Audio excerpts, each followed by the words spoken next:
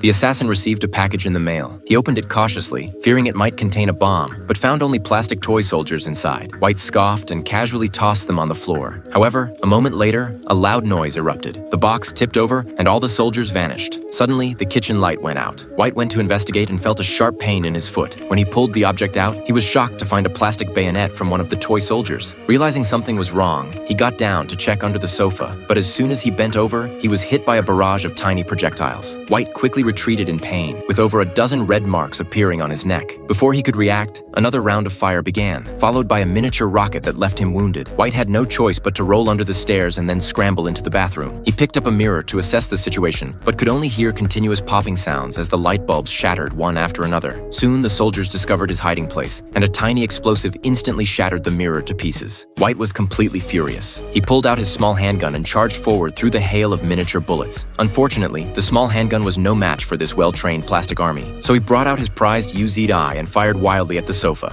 After his frenzied assault, White lifted the sofa and found the toy soldiers had suffered heavy casualties. Like real soldiers, they were still helping their wounded comrades. Seeing this, White showed no mercy and crushed them under his foot. The remaining soldiers stopped retreating and immediately set up a rocket launcher, preparing for a final stand. Faced with this absurd resistance, White shattered a soldier with a single shot, but the toy army immediately deployed armed miniature helicopters that surrounded him in a flash and fired at him. White quickly ducked to avoid the attack, but was cut by a helicopter's propeller, and the gun in his hand was knocked away. The toy soldiers adjusted their position, preparing to launch a final attack. White had already retrieved his gun. He aimed at the helicopter charging toward him, but another aircraft blocked his bullet. He could only hurry back to the bathroom, narrowly avoiding being riddled with tiny bullets. Before he could catch his breath, the wooden door was blown open, and helicopters rushed in. Fortunately, White was quick to wrap a towel around one helicopter, throw it to the ground, and stomp on it. Then he opened the toilet lid, threw all the captured toy soldiers in, and turned on a nearby hairdryer, giving them an electrical treatment until a burning smell emerged. Only then did he finally breathe a sigh of relief. At this point, the toy soldiers outside the door pushed in a surrender note. But how could White, as a professional assassin, possibly surrender to toys? He decisively threw the note back, resulting in a barrage of tiny explosives the next second, instantly blasting the wooden door to pieces. White climbed onto the windowsill, attempting to retreat and flank them, but was caught off guard by a sneak attack from another helicopter. Although he shot it down with one bullet, he sustained further injuries. Gritting his teeth, he crawled behind the enemy. First, he used a rubber duck to distract the toy soldiers' attention, then created smoke with a fire extinguisher to block the view of their grenade launchers. Finally, facing the intense firepower of a toy armored vehicle, White pulled out a lighter and hairspray, burning all the remaining soldiers to ashes, including those still hidden in the smoke.